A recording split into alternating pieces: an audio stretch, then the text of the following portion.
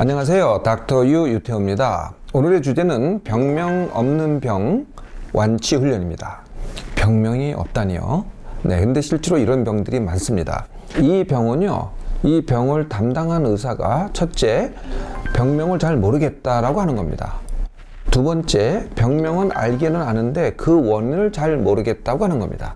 세 번째는 불치병이나 난치병이다 라고 하는 거죠. 그 중에 하나가 이런 게 있어요. 여러분들 CRPS라고 들어보셨어요? Complex Regional Pain Syndrome. 되게 어렵죠. 네, 복합 부위 통증 증후군. 네, 그래도 어렵죠. 네, 하여튼 이렇게 이제 불치병이거나 난치병이라고 한다는 거죠. 네 번째, 의사 자체가 치료에 대한 확신이 없다.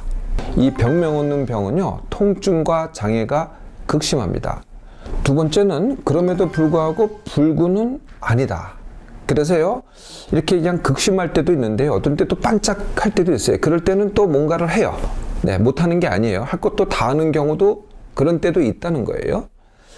세 번째는 이게 만성적이다라는 겁니다. 네, 그래서 오래 갑니다. 대부분은 다 3개월 이상입니다. 네 번째, 진짜 죽지는 않는다는 거예요. 네, 죽지도 않고 불구가 되지도 않고 그 다음에 중환자실에 누워있지도 않습니다. 병원에 있는 건 아니에요. 그러니까 왔다 갔다도 해요. 네, 일상도 하긴 하지만은 본인의 고통은 극심하다는 거죠. 자, 이게 병력인데요. 환자의 이 삶은 어떻게 될까요? 네, 첫 번째, 매일매일 고통이 큽니다. 두 번째, 항상 불안하죠. 그 불안이 뭐냐면은 첫 번째, 내가 이걸 못 고치고 평생 이렇게 살까봐, 아니면 고통이 더 커질까봐. 두 번째, 혹시라도 나한테 심각한 암이 진행되고 있는데 의사가 진단을 제대로 못하고 있는 거 아닐까라는 불안입니다. 또 다른 불안은 이런 게 있어요. 내가 원하는 걸 다 못하거나 책임을 완수하지 못하거나 아니면은 사랑꾼을 못하고 죽게 되지 않을까. 이런 불안이 항상 있는 거죠. 세 번째는요, 하루에 내 삶을 보면은 거의 병만 합니다. 내 병에 대해서 연구를 하죠. 약을 먹죠. 또 어떤 검사가 맞나 하죠. 어떤 의사가 또 이걸 제대로 고칠까 이걸 찾아내죠. 거의 다 병의 삶을 삽니다. 그러다 보니까 어떻게 돼요? 정작 우리가 보통 하는 일 있잖아요. 네, 보통 하는 일이 뭐겠어요? 일을 하죠. 사람을 만나죠. 놀기를 하죠. 이런 걸 잘 못해요. 네, 그러니까 일상이 다 엉망이 되는 거죠. 그러니까 무슨 생각을 하겠어요? 네, 사람으로서 즐길 거 하나도 못 즐기고 고통에 빠지고 사니까 그게 뭐가 돼요? 네, 우울합니다. 두 번째, 죽고 싶습니다. 세 번째, 이런 사람 중에 일부는요, 진짜 자살을 합니다. 이 병명 없는 병의 실체가 과연 뭘까요? 네, 한마디로 말씀드리면은 통증과 기능 장애입니다. 무지 아프고 기능이 전혀 발휘를 하지 못하지만은요, 그렇다고 죽는 병은 전혀 아닙니다. 불구가 되는 병도 아니고요. 이 두 개를 갖다 이제 구분하셔야 되는데요. 네, 그래서 이걸 다른 말로 하면은요, 아파 죽겠는데 안 죽는 병이라고 합니다. 아파 죽겠는데 안 죽는 병. 그냥 아파 죽겠는데 절대 안 죽어요. 반면에요, 실제로 죽는 병을 한번 보세요. 네, 죽는 병이 어떤 병이에요? 암, 뇌졸중, 심장병, 요새는 이제 치매로도 죽습니다. 치매, 이런 병들은요, 그 말기가 될 때까지는요, 절대 안 아파요. 네. 그러니까 아무렇지도 않다는 거예요. 네, 근데 이런 병들 때문에 죽죠. 그래서 정작 죽는 병은 어떤 병이라고요? 네, 안 아픈데 죽는 병이 되죠. 자, 이 통증과 기능 장애가 도대체 무슨 병일까요? 네. 몸의 병인 건 맞습니다. 다 몸에서 증세가 느껴지잖아요. 머리가 아프다, 아니면은 아까 말씀드렸던 CRPS는 손이라든지 발이라든지 여기가 너무 아프다. 전부 다 아픈 거죠. 통증이잖아요. 네. 그런데 몸에 이 증상이 생기는 원인이요, 이게 하나의 원인이 아닙니다. 우리는 보통 이제 하나의 원인을 생각해요. 예를 든다면은 감기 바이러스가 감기를 일으켰다, 이렇게 단순하게 생각하는데, 병명 없는 병은요, 하나의 원인이 아닙니다. 몇 가지 원인이 결합하고 악순환돼서 생기는 병입니다. 그 첫 번째 원인은요, 힘듦과 지나침의 누적입니다. 네, 요거가 이제 좀 이해하기가 어려웠을 텐데요. 네, 우리가 이제 젊었을 때 MT를 가서 이제 잠을 갖다 밤새고 우리가 놀았어요. 네, 그러면은 이거는 누적된 게 아니고 한 번에 크게 일어난 거거든요. 그랬더니 그 다음날 몸살이 일어났어요. 네, 이건 누적된 게 아닙니다. 그래서 내가 쉬어요. 그래서 바로 복구가 되거든요. 근데 그런 게 아니고요.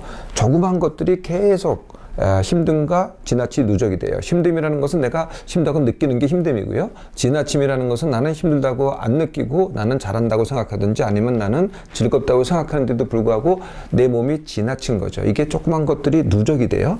그러다가 이제 거기가 한계에 도달하잖아요. 그러면은 별로 지나치지 않았는데도 큰 증세가 나옵니다. 이런 포인트를 가지고 역치라고 합니다. 거길 넘어서면은 증상이 크게 나오는 현상. 제가 이걸 항아리라고 많이 비교를 하는데요. 항아리에 이제 비어 있잖아요. 그러면 물을 갖다 부어도 처음에는 안 넘치잖아요. 그런데 거의 다 찼어요. 그럴 때는 물을 한 방울만 부어도 넘칩니다. 이게 이제 누적돼서 온다는 거죠. 두 번째가 뇌에 생긴 회로입니다. 뇌에 생긴 회로는요, 두 가지가 있는데 통증 회로 그리고 기능장애 회로입니다. 우리가 이제 여기를 갖다가 망치로 찢었다고 하죠. 손가락 끝을요. 그럼 여기에 생기는 게 통각입니다.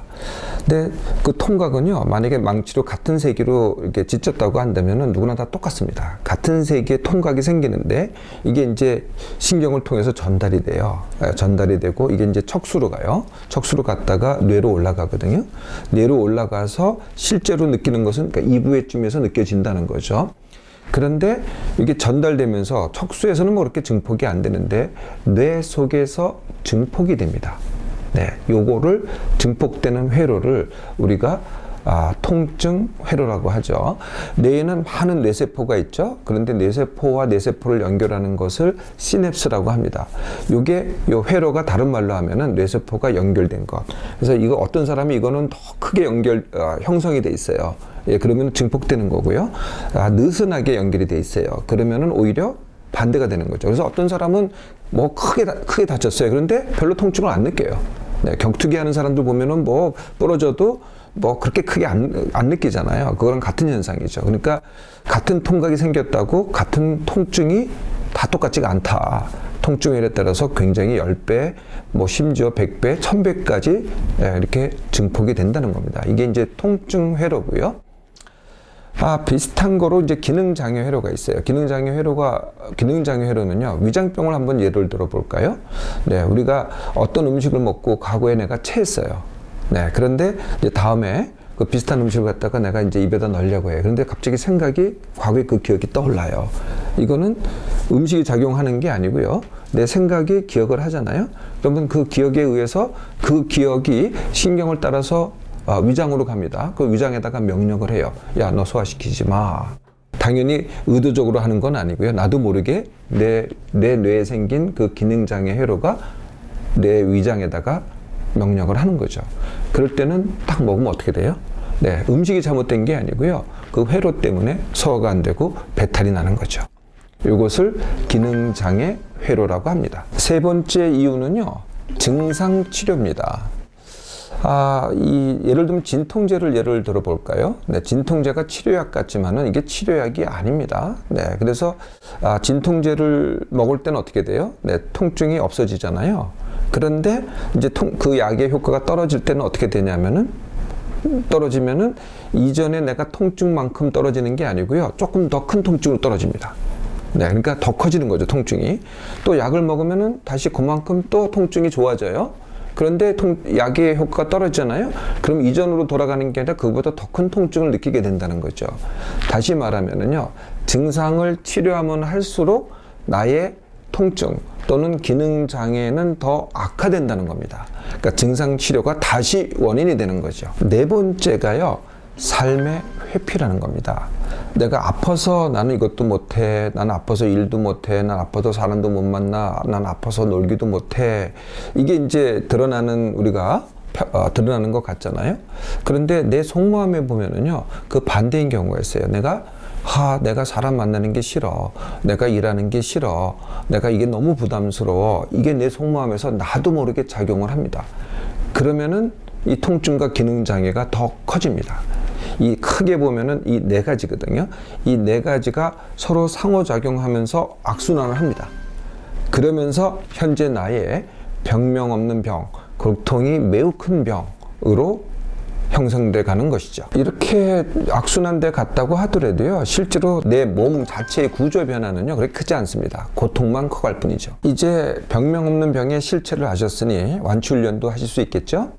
네, 첫 번째는 내가 완치 원학입니다. 네, 일단 이 병이 여기까지 온 게요, 사실은 알게 모르게 내가 기여를 했다는 거거든요. 따라서 완치도요, 내가 훈련해야만 이것을 완치할 수 있다는 겁니다. 자, 이거를 확인하려면요, 혹시라도 정말 나한테 딴 이유가 있느냐? 네, 이게 정말 의심스러우면은 몸맘삼 진단을 받으면 됩니다.